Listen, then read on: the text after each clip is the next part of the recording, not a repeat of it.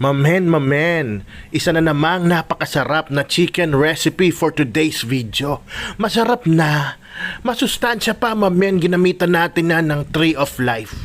Yung bunga nun, buko mamen, tawag dyan, chicken binakol mamen. Napakasarap niyan, kaya kung ako sa inyo, subukan nyo na pagkatapos nyo panoorin tong video na to, mamili na kayo ng kailangan, di naman din kamahalan. Kaya paano mamen, tara, simulan na natin to men. Ayun nga, pasensya na kayo. Dito pa rin ako sa backup ko kasi hindi pa rin dinideliver yung gas namin, mamen.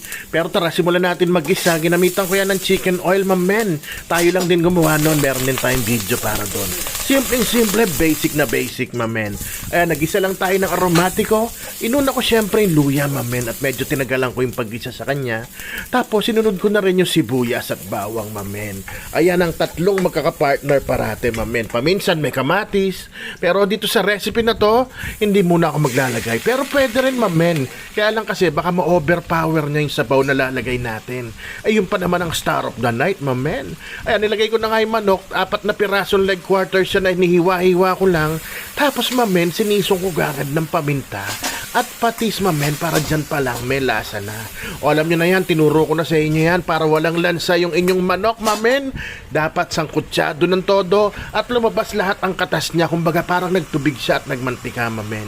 At tapos nilagyan ko na isang pirasong tanglad at tinakpan ko muna mamen para talaga nga uminit siya dyan sa loob at islabas niya ang kanyang katas. Ayan o, medyo lumabas na mamen, pero bitin pa ako dyan.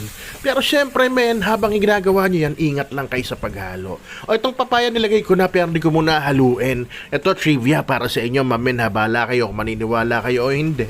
Dapat talaga nilalagay kaya agad yung papaya kasi meron yung enzyme na tumutulong magpalambot ng karne.